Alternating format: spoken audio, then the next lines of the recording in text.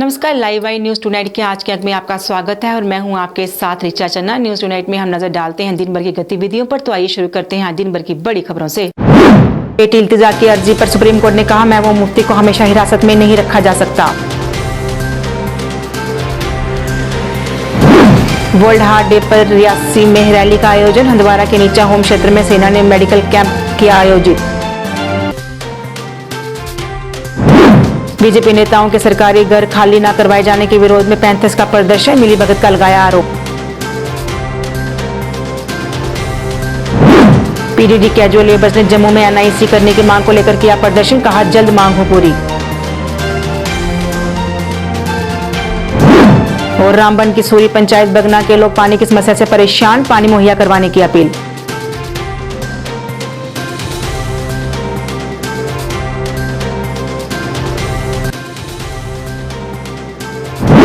अब समाचार विस्तार से। सुप्रीम कोर्ट ने मंगलवार को जम्मू कश्मीर की पूर्व मुख्यमंत्री और पीडीपी नेता महबूबा मुफ्ती की हिरासत के मुद्दे पर कहा कि महबूबा को हमेशा हिरासत में नहीं रखा जा सकता।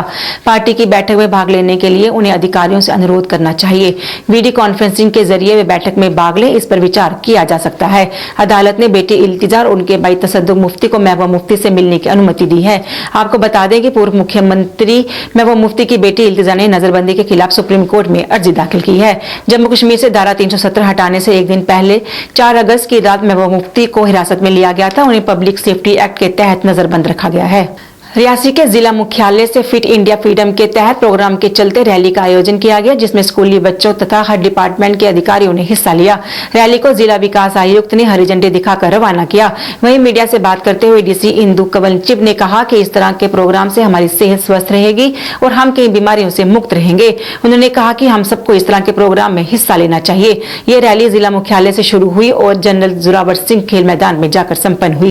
मैं आप लोगों से रिक्वेस्ट करती हूं कि इस इवेंट को बढ़ा चढ़ाकर बताइए, ताकि एक मैसेज जाए, हर जगह जाए कि कोविड से आप हमारा मानसिक जो एक दबाव है, you can say people are getting frustrated and people are anxious, anxiety सी एक फैल गई है पॉपुलेशन में, वो दूर हो जाएगी। और कोविड-19 का ये बहुत अच्छा तोड़ है। हम अपने घर की हदों में, अपने स्टेडियम के उसमें बिना दर्शकों के साथ कई ऐसी एक्टिविटीज कर सकते हैं जिसमें कि हम सोशल डिस्टेंसिंग को ध्यान में रखते हुए करें, और ये एक बहुत स्ट्रांग मैसेज है। हमने रियासी में हमारे जो यूथ ऑफिसर हैं रियासी में, इन्होंने स्पोर्ट्स ने क्या प्लान किया हुआ है कि दे आर कंटिन्यूइंग इट, और इन्होंने छोटे छोटे फंक्शंस बैक टू विलेज के दौरान हर एक जगह पर टूर्नामेंट्स रखे हैं। हर पंचायत में कोई ना कोई टूर्नामेंट हो रहा है। तो हमारी पूरी कोशिश रहेगी कि हम इसको बढ़ाएं। कि एक फिजिकल फिटनेस के अलावा एकता, भाईचारा, अमन शांति का पैगाम जो है वो फैले, और दूसरा, इस भागदौड़ भरी जिंदगी में जबकि हर व्यक्ति परिवार में, समाज में या प्रोफेशन में कहीं ना कहीं व्यस्त है, तो उस व्यस्तता से कुछ समय निकाल करके वो अपने आप को ध्यान दे और अपने आप को फिजिकल फिट रखने के लिए, चाहे वो योगा करे, जॉगिंग करे या कोई भी फिजिकल एक्टिविटी करे, इस बात को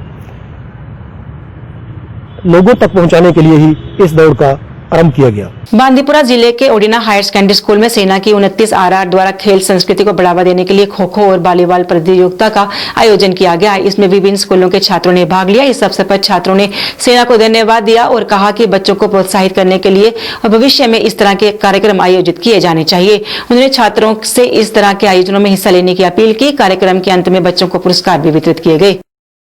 आज मैं यहाँ खो खो मैच में पार्टिसिपेट करने आई हूँ। मुझे बहुत अच्छा लगा है इन गेम्स में पार्टिसिपेट करना। मेरी मैसेज है और बच्चों के लिए यही है कि ऐसे इवेंट्स में हिस्सा लिया करो। और फ्रेंड्स, ये लाइफ में एंजॉय करना। लाइफ ये friends means time is only thing we can not reuse. PDD casual labours ने बचे हुए 462 लोगों की एनआईसी करवाने की मांग को लेकर जम्मू में प्रदर्शन किया। उनका कहना था कि कई लोगों की एनआईसी की गई है, लेकिन अभी तक 462 बचे लोगों की एनआईसी बाकी है, जो जल्द से जल्द की जानी चाहिए। उन्होंने कहा कि इसके अलावा नियमित करने, वेतन देने की मांगें भी हैं, जिन्हें भी पूरा किया जाना चाहिए। उन्होंने कहा कि अगर कुछ दिनों में उनकी मांगें पूरी नहीं हुई तो वो बिजली बंद करने पर मजबूर हो जाएंगे।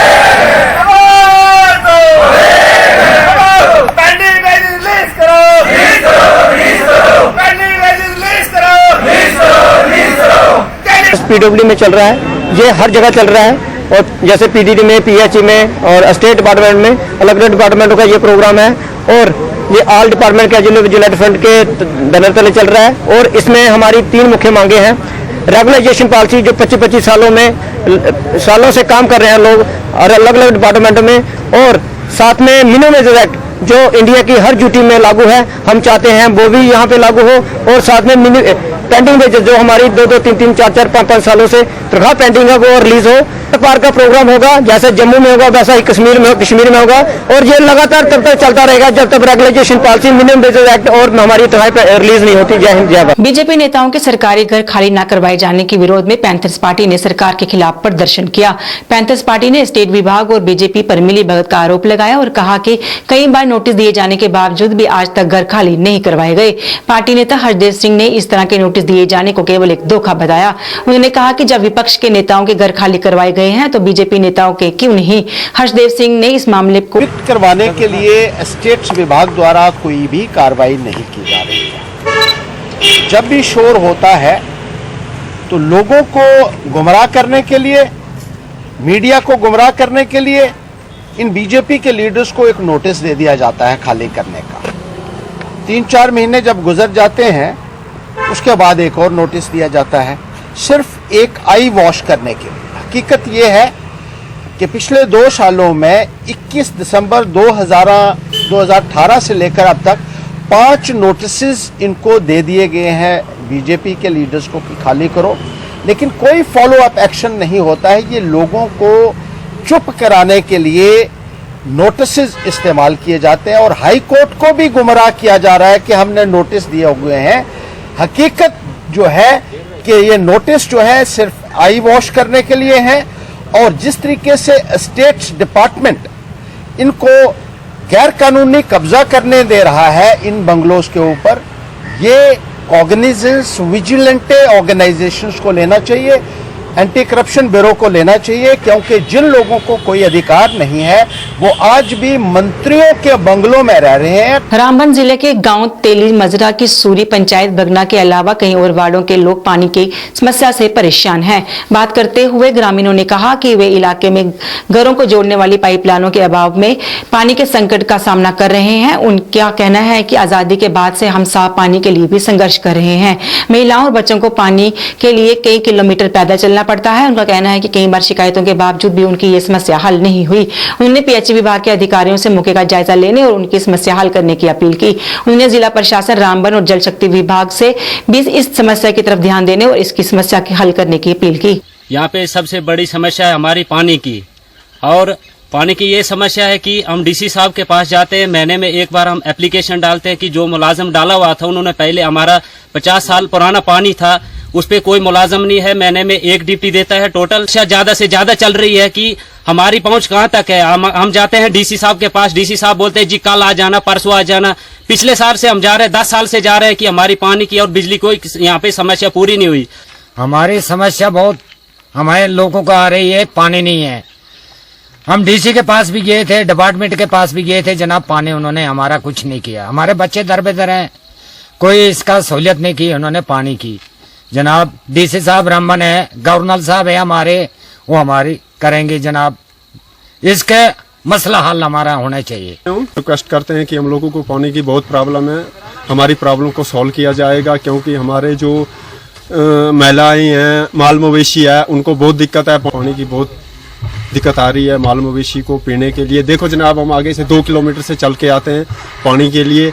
यहाँ पे कुछ मोदी जी की तरफ से जो हम लोगों को मकानों के काम मिले हैं जनाब, उसमें भी 2 किलोमीटर से जनाब आना है, पानी ले जाना है, फिर काम करना है मकान का, इसीलिए हम लोग को बहुत दिक्कत आ रही है। अब हम जो ये आज डीसी साहब तक ये समाचार पहुंचा रहे हैं, जो ये बात पहुंचा रहे हैं, हमने डीसी साहब को यही बोलना निवेदन करके कि हम लोगों ने 2 हफ्ते का टाइम लेना कि हमारे गांव में आके हमारी समस्या देख लो, नहीं तो हो सकता हम डीसी ऑफिस के सामने आके धरना लगाएं। सामाजिक कार्यकर्ता तनवीर कुरैशी ने मेंढर में खेलों को बढ़ावा दिए जाने के लिए प्ले ग्राउंड्स बनाए जाने की अपील की है।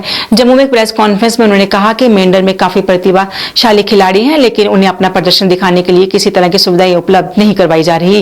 उन्होंने उपराज्यपाल से मेंढर में भी सुविधाएं मुहैया करवाने की अपील की ताकि वहां के खिलाड़ियों को प्लेटफॉर्म मिल सके। लेफ्टिनेंट गवर्नर मनोज सिन्हा साहब से ये मोहतबाना गुजारिश है कि मेंढर में चाहे वो क्रिकेट हो, वॉलीबॉल हो, कबड्डी हो या दूसरी खेलें हों, उनको फरोग देने के लिए एक जामिया मनसूबा मरतब किया जाए, क्योंकि मेंढर में कोई जो है प्लेइंग ग्राउंड जो है नहीं है, जिसकी वजह से वहां के नौजवानों को खेल कूद और अपना टैलेंट शो करने में काफी जो है दुश्वारी पेश आती है। क्योंकि सागरा और मेंढर में दो जो है प्लेइंग ग्राउंड हैं, वो आर्मी के अंडर हैं। अगर वहां पे कोई टूर्नामेंट वगैरह कराया जाता है तो बकायदा उसके लिए परमिशन लेनी पड़ती है, जो कहीं बहुत ज्यादा जो है कठिन होता है। इसलिए अगर मेंढर में दो प्लेइंग ग्राउंड होंगे, वहां पे जो है अच्छी जो है टैलेंट जो है उभर के सामने आएगा। मेंढर में टैलेंट का कोई भी जो है मुकाबला नहीं है, बड़े अच्छे वहां पे यंगस्टर हैं, IPL और रणजी तक पहुंच सकते हैं और इंटरनेशनल सतह पे भी अपनी जगह बना सकते हैं। अगर जम्मू या राजौरी या पंजाब का कोई लड़का, अच्छा टैलेंटेड लड़का जो है वो इंटरनेशनल क्रिकेट खेल सकता है, तो क्या हमारा सरहदी इलाका मेंढर में भी कोई इस किस्म की वो कोई परेशानी नहीं है कि वो जो है अपनी जगह ना बना पाए? लिहाजा हमारी बदकिस्मती है कि किसी ने भी उस तरह कोई तवज्जो मरकूज ना की। लिहाजा मेरी लेफ्टिनेंट गवर्नर मनोज सिन्हा साहब से ही गुजारिश है कि मेंढर में खेल कूद को फरोग देने के लिए एक जामिया मनसूबा मरतब किया जाए। कांग्रेस नेता योगेश साई ने वार्ड नंबर 1 का दौरा किया। इस दौरान उन्होंने स्थानीय दुकानदारों की समस्याओं को सुना। दुकानदारों ने उन्हें लेन देन की समस्या से अवगत करवाया और कहा कि इसके चलते उन्हें कई तरह की परेशानियों का सामना करना पड़ता है और इस समस्या के कारण कई बार गंदा पानी उनके घरों में भी चला जाता है। योगेश साई ने उन्हें उनकी समस्या को संबंधित अधिकारियों तक पहुंचाने का आश्वासन दिया ताकि उनका हल हो सके।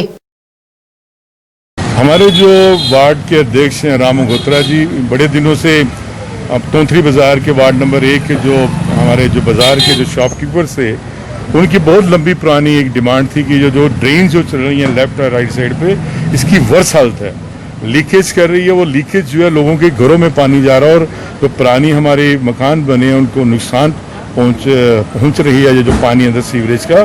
तो उनकी यही डिमांड थी कि दोनों तरफ जो है पक्की ये ड्रेनेज सिस्टम बनना चाहिए। तो उसके लिए उन्होंने आज एक मेमोरेंडम भी सबमिट किया हमें।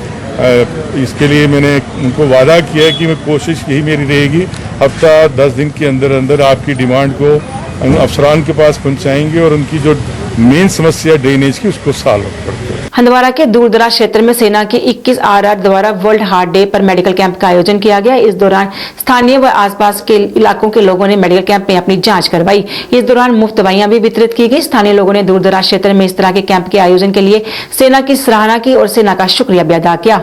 बहुत गरीब गाँव है, बहुत फार फैलिंग एरिया है, ये तमाम राजवार में फार फैलिंग एरिया ये निचमा गाँव में। तो लेकिन आज तक हमने नहीं देखी है, ये पता ही नहीं था ये मेडिकल कैंप क्या होता है, हमें पता नहीं था इस गांव में कभी मीडिया कैसे आई है। लेकिन आज हमने देखा मीडिया, आज हमने देखा यहाँ पर ये मेडिकल कैंप, हमें बहुत फैसिलिटी मिले हैं यहाँ पर, वो दवाई मिले हैं, बहुत डॉक्टरों ने लाया है। हम करते आ रहे हैं और आज भी हमने किया in collaboration with 20 RR district hospital द्वारा। तो हमने सोचा क्यों ना एक मेडिकल कैंप यहाँ पे किया जाए और थोड़ा सा इनको सॉर्ट ऑफ फैसिलिटी दी जाए, मेडिसिन फ्री दिए जाए और थोड़ा बहुत ट्रीटमेंट भी दिया जाए। उतना तो ट्रीटमेंट नहीं हो सकेगा जितना हॉस्पिटल में हो सकेगा। So for it's an outreach, एक आउटरीच सा हो जाएगा। अब जो भी पेशेंट सेग्रीगेट हो जाएगा। कोई अपनी मांगों को लेकर नौशहरा में PHE डेली वेजर्स की हड़ताल चौथे दिन भी आज जारी रही। वो पिछले कई दिनों से उन्हें पक्का करने, मिनिमम वेजेस एक्ट लागू करने और लंबी वेतन देने की मांग को लेकर हड़ताल पर हैं। उन्होंने कहा कि सरकार केवल उन्हें आश्वासन ही दे रही है, लेकिन उनकी मांगे पूरी नहीं हो रही। उन्होंने उनकी मांगे जल्द से जल्द पूरी करने की अपील की। रेगुलाइजेशन पॉलिसी सड़कों पे उतरेंगे, बड़े बड़े आंदोलन निकलेंगे। ये गवर्नमेंट को खुद देख लेना चाहिए कि जो इंसाफी हमारे 26 सालों से पीछे से हो रही है। अभी पहले गवर्नमेंटें आती थी, आजकल गवर्नर साहब आते हैं जाते हैं, हम वहीं के वहीं हैं। जय हिंद जय भारत। डिमांडें हैं हमारी, जो जायज मांगे हैं उनको पूरा करें जल्द से जल्द, क्योंकि हमारे बच्चे स्कूलों से निकाले जा रहे हैं, हमारे पास दवाई के लिए पैसे नहीं हैं और हमारे लिए खाने के लिए भी पैसे नहीं है। इसलिए हमारे हालात बहुत ही बदतर से बदतर हो रहे हैं। सरकार से हम रिक्वेस्ट करते हैं कि वो टकराव की नीति छोड़कर हमारे जो गरीब लोग हैं, हमारे डेली विजर्स लोग हैं, उनकी पेंडिंग वेजेस रिलीज की जाए, रेगुलेशन पॉलिसी को लागू किया जाए। लाइव वाई न्यूज टुनाइट के आज के अंक में बस इतना ही। मुझे और मेरी साइड टीम को दीजिए इजाजत और आप देखते रहिए लाइव वाई। नमस्कार।